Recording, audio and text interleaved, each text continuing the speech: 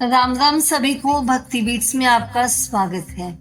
क्या आपने कभी सोचा है कि जिस इंसान के पास पूरी अयोध्या का राज था, वो खुद ही उस राजगद्दी से दूर क्यों भाग गया? भरत, जिसे बिना लड़े बिना मांगे पूरा राज्य मिल सकता था, उसने खुद अपने हाथों से राज सिंहासन ठुकरा दिया। लेकिन सवाल क्या है? सवाल ये है कि आखिर भरत ने ऐसा क्या देखा, ऐसा क्या समझा कि उसे राजा बनने के बजाय खुद को सिर्फ एक सेवक बना लिया? क्या यह भाई का प्यार था या इसके पीछे कोई सच छिपा है जो लोग नहीं जानते? आज हम आपको बताने वाले हैं भरत के त्याग की वो कहानी जिसे सुनकर आप भी सोचने पर मजबूर हो जाएंगे और शायद आप अपने जीवन के फैसले भी बदल दें। आज की इस कहानी को सुनने से पहले हमारे चैनल को सब्सक्राइब करें और कहानी के अंत तक बने रहें, क्योंकि इस बात का उत्तर इसी पूरी कहानी में छिपा हुआ है कि आखिर भरत ने ऐसा क्यों किया। चलिए शुरू करते हैं। अयोध्या उस समय केवल एक नगरी नहीं थी, वह एक आदर्श का प्रतीक थी, एक ऐसा स्थान जहां धर्म, प्रेम और मर्यादा का वास था। उस दिन अयोध्या में एक अलग ही उत्साह था। हर गली मोहल्ला, हर घर दीपों से जगमगा रहा था। लोगों के चेहरे पर खुशी थी, क्योंकि वर्षों के इंतजार के बाद वह क्षण आने वाला था जब श्री राम को राजा बनाया जाएगा। पूरा नगर इस शुभ अवसर की तैयारी में डूबा हुआ था। बच्चे नाच रहे थे, महिलाएं मंगल गीत गा रही थी और बुजुर्ग अपने जीवन के सबसे सुंदर दिन का इंतजार कर रहे थे। लेकिन किस्मत को कुछ और ही मंजूर था।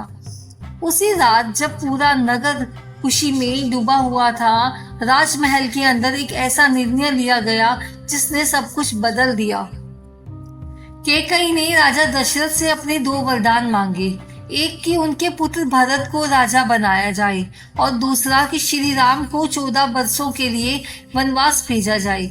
यह सुनकर राजा दशरथ का हृदय टूट गया। वह जानते थे कि यह निर्णय न केवल उनके लिए बल्कि पूरी अयोध्या के लिए विनाशकारी होगा, लेकिन उन्होंने जो वचन दिया था उसे तोड़ना उनके लिए संभव नहीं था। जब यह समाचार अयोध्या में फैला तो पूरा नगर शोक में डूब गया। जो दीप खुशी में जल रहे थे, अब वही दीप मानो दुख की आग में बदल गए थे। हर किसी के मन में एक ही सवाल था, क्यों? आखिर ऐसा क्यों हुआ? श्री राम, जो सभी के प्रिय थे, जिन्हें हर कोई अपना आदर्श मानता था, उन्हें अचानक वनवास क्यों भेजा जा रहा है? और जब श्री राम ने यह निर्णय स्वीकार किया तो यह दृश्य और भी भावुक हो गया। उन्होंने बिना किसी विरोध के, बिना किसी प्रश्न के अपने पिता के वचनों का पालन करने का निर्णय लिया। यह देखकर अयोध्या के लोगों का हृदय और भी टूट गया। उन्हें लग रहा था कि उनका अपना कोई उनसे छीन लिया जा रहा है। उस दिन अयोध्या ने यह समझ लिया कि असली परीक्षा अब शुरू हुई है। यह केवल एक राज तिलक का रुकना नहीं था, यह एक युग का बदलना था। उसी समय जब अयोध्या इस गहरे दुख में डूबी हुई थी, भरत अपने ननिहाल में थे। उन्हें इस पूरी घटना की कोई जानकारी नहीं थी। वह अपने मन में यह सोचकर प्रसन्न थे कि जब वह अयोध्या लौटेंगे तो अपने बड़े भाई श्री राम का राजतिलक देखेंगे। लेकिन उन्हें नहीं पता था कि उनकी वापसी एक ऐसी सच्चाई से सामना करवाने वाली है जो उनके जीवन का हमेशा के लिए बदल देगी। जब भरत अयोध्या पहुंचे तो उन्होंने देखा कि नगर का माहौल बिल्कुल अलग है। जहां उन्होंने उत्सव की उम्मीद की थी, वहां सन्नाटा और शोक था। लोगों के चेहरे पर खुशी नहीं बल्कि दर्द और आंसू थे। यह देखकर भरत का मन घबरा गया। उन्हें समझ नहीं आ रहा था कि आखिर ऐसा क्या हो गया है। जैसे ही उन्होंने महल में प्रवेश किया, उन्हें सबसे पहले अपने पिता दशरथ की मृत्यु का समाचार मिला। यह सुनकर वह सब रह गए। उनके लिए यह विश्वास करना मुश्किल था कि उनके पिता अब इस दुनिया में नहीं हैं। लेकिन इससे भी बड़ा झटका उन्हें तब लगा जब उन्हें यह पता चला कि श्री राम को वनवास भेज दिया गया है, और यह सब उनकी माँ कैकेयी के कारण हुआ है। भरत के अंदर भावनाओं का तूफान उमड़ पड़ा। उन्हें अपने कानों पर विश्वास नहीं हो पा रहा था। वह बार बार खुद से पूछ रहे थे कि क्या यह सच है? क्या उनकी माँ ऐसा कर सकती है? क्या उन्होंने ही परिवार को तोड़ दिया है? जब उन्होंने अपनी माँ के कई से इसका कारण पूछा तो उत्तर मिला कि उसने उनके दिल को चीर कर रख दिया। कि कई ने गर्व से कहा कि उन्होंने यह सब कुछ अपने पुत्र भरत के लिए किया है ताकि वह राजा बन सके। यह सुनकर भरत का सिर शर्म से झुक गया। उन्हें लगा कि उनके नाम पर एक बहुत बड़ा अन्याय हुआ है। उन्होंने तुरंत ही इस निर्णय को अस्वीकार कर दिया और अपनी मां के इस कार्य की कड़ी निंदा की। उनके लिए यह सत्ता नहीं बल्कि एक पाप था। भरत के जीवन का सबसे कठिन समय था। उनके अंदर एक ऐसा संघर्ष चल रहा था जिसे शब्दों में बयान करना मुश्किल है। एक तरफ अपने बड़े भाई श्री राम के प्रति असीम प्रेम और श्रद्धा रखते थे और दूसरी तरफ उन्हें यह महसूस हो रहा था कि लोग उन्हें ही इस पूरे षड्यंत्र का भागीदार समझेंगे। उन्हें ऐसा लग रहा था जैसे उन्होंने बिना कुछ किए ही एक अपराध कर दिया हो। उनके मन में बार बार यह विचार आता था कि अगर वह उस समय अयोध्या में होते तो शायद यह सब नहीं होता। शायद वह अपनी माँ को समझा सकते, शायद वह इस अन्याय को रोक सकते। यह अपराध बोध उन्हें अंदर ही अंदर खा रहा था। वह रातों को नहीं सो पाते थे। जब भी अपनी आंखें बंद करते उन्हें श्री राम का चेहरा दिखाई देता। वह चेहरा जिसमें कोई शिकायत नहीं थी, ना ही कोई गुस्सा, केवल शांत और स्वीकार था। भरत सोचते थे कि क्या वह इस स्थिति को सुधार सकते हैं? क्या वह अपने भाई को वापस ला सकते हैं? क्या वह इस अन्याय को खत्म कर सकते हैं? धीरे धीरे उनके मन में निर्णय बनने लगा। उन्होंने तय किया कि वह इस स्थिति को ऐसे ही स्वीकार नहीं करेंगे। वह अपने बड़े भाई को वापस लाएंगे, चाहे इसके लिए उन्हें कुछ भी करना पड़े। राज्यसभा में सभी मंत्री, गुरु और प्रजा के प्रमुख लोग इकट्ठे हुए। राजा को बुलाया गया क्योंकि राज्य को एक राजा की आवश्यकता थी। सबकी नजरें भरत पर थी क्योंकि परिस्थितियों के अनुसार अब वही अयोध्या के उत्तराधिकारी थे। गुरुजनों ने भारत से निवेदन किया कि वह राजगद्दी स्वीकार कर ले। उन्होंने कहा कि राज्य बिना राजा के नहीं चल सकता और इस समय अयोध्या को एक मजबूत नेतृत्व की जरूरत है। लेकिन भरत के लिए यह प्रस्ताव एक बहुत बड़ा आघात था। उनके लिए यह गद्दी केवल सत्ता का प्रतीक नहीं थी बल्कि यह उनके भाई के अधिकार का प्रतीक थी। उन्होंने साफ शब्दों में कहा कि वह इस गद्दी को कभी स्वीकार नहीं करेंगी। उन्होंने सभा में खड़े होकर कहा कि यह राज सिंहासन केवल श्री राम का है और कोई भी इसे नहीं छीन सकता। उन्होंने यह भी कहा कि अगर इस गद्दी पर बैठते हैं भरत तो उनके लिए जीवन भर का कलंक होगा। सभा में सन्नाटा छा गया।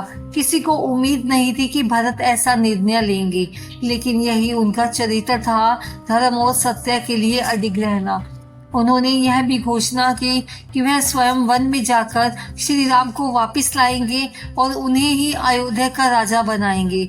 यह केवल एक निर्णय नहीं था, यह एक संकल्प था। एक ऐसा संकल्प जिसने भरत को इतिहास में अमर बना दिया। राज्यसभा में अपने निर्णय के बाद भरत का मन और भी दृढ़ हो चुका था। उनके लिए अब जीवन का केवल एक ही उद्देश्य था, अपने बड़े भाई श्री राम को वापस लाना और उन्हें अधिकार दिलाना।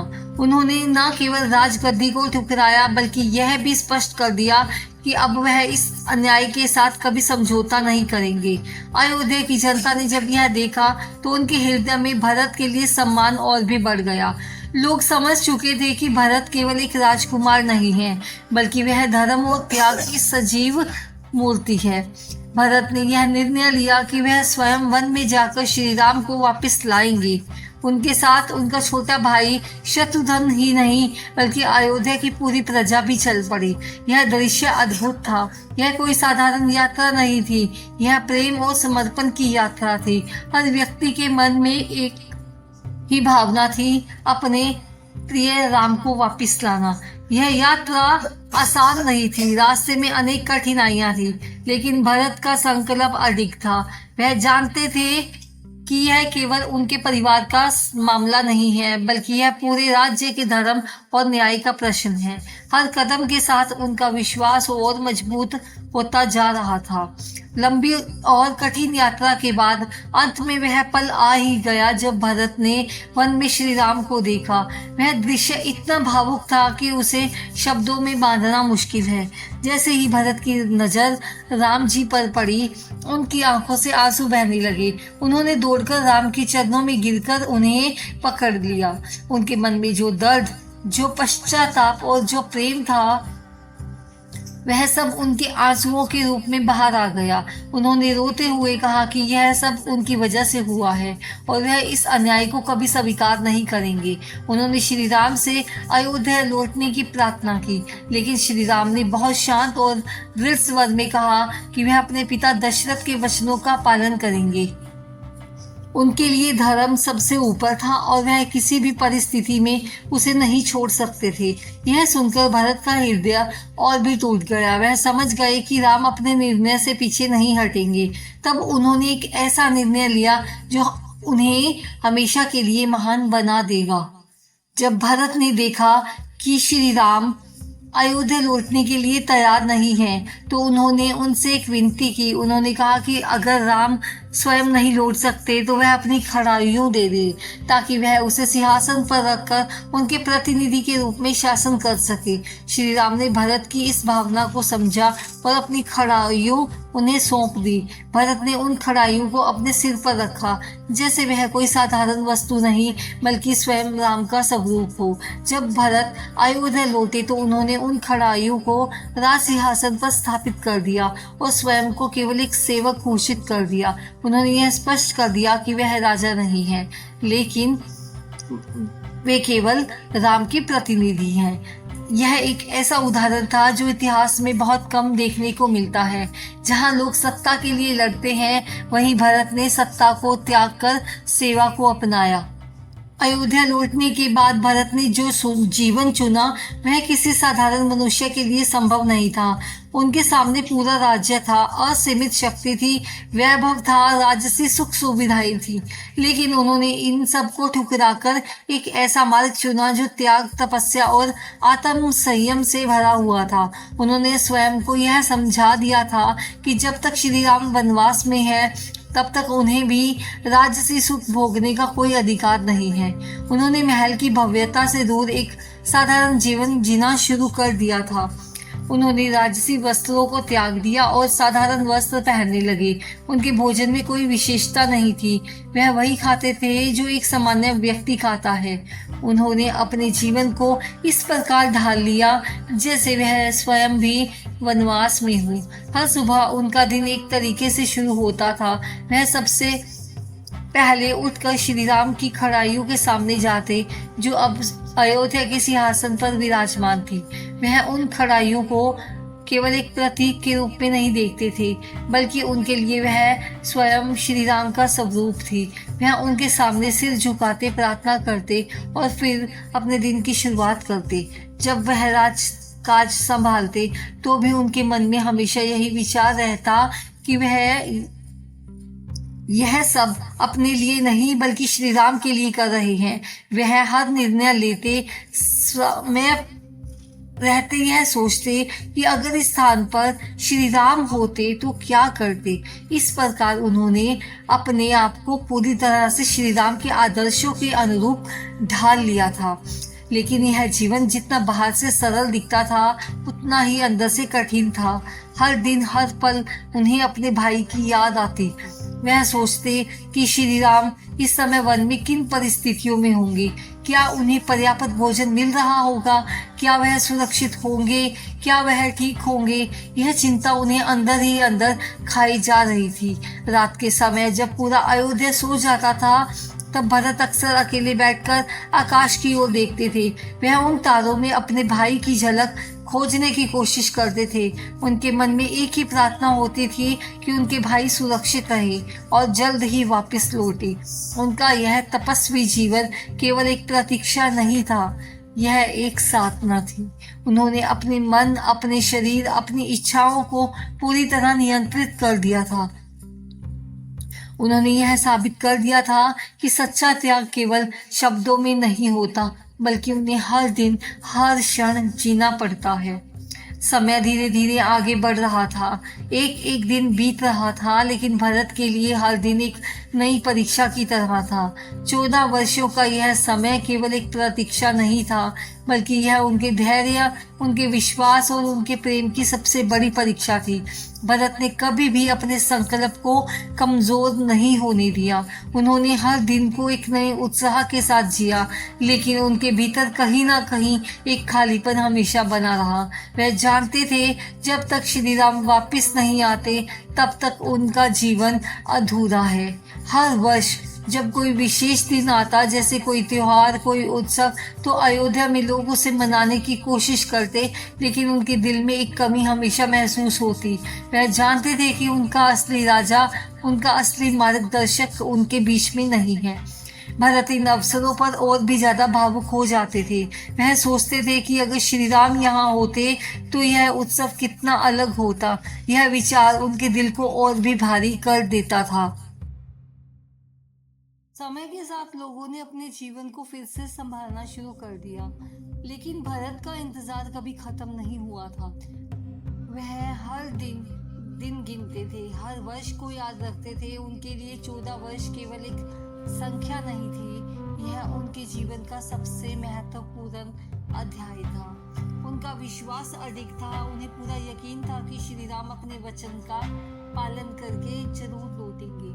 यही विश्वास उन्हें हर दिन हर शक्ति को आगे बढ़ने की शक्ति देता था। और अंत में वह समय आने लगा जब 14 वर्ष पूरे होने वाले थे।